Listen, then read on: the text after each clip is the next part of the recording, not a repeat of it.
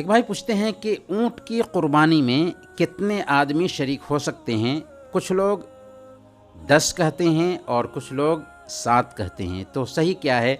کتنے لوگ اونٹ کی قربانی میں شریک ہو سکتے ہیں؟ دیکھیں، اگر اونٹ ہدی کا جانور ہے، یعنی حج میں قربانی کے لیے ہے، تو اونٹ کے اندر صرف 7 آدمی ہی شریک ہو سکتے ہیں۔ صحیح مسلم کی روایت ہے، اللہ کے نبی صلی اللہ علیہ وسلم نے ارشاد فرمایا کہ البقرۃ عن 7 والجذور عن 7، کہ گائے 7 آدمی کی طرف سے کافی ہوگی اور اونٹ بھی 7 آدمی کی طرف سے کافی ہوگا۔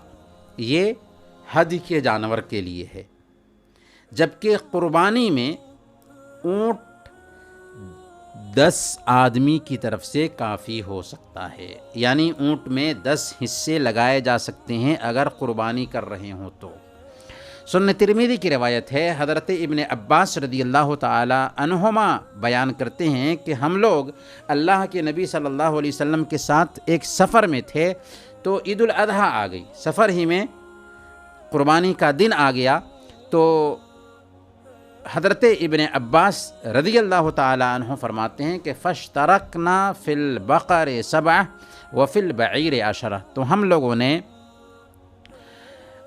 گائے میں 7 آدمی شرکت کی اور اونٹ میں 10 آدمی نے شرکت کی۔ تو گویا کہ اگر قربانی ہے تو اس میں 10 آدمی شریک ہو سکتے ہیں، لیکن اگر اس اونٹ کو ہدی کے طور پر ذبح کیا جا رہا ہے تو حاجی لوگ صرف اونٹ کے اندر 7 آدمی ہی شریک ہو سکتے ہیں۔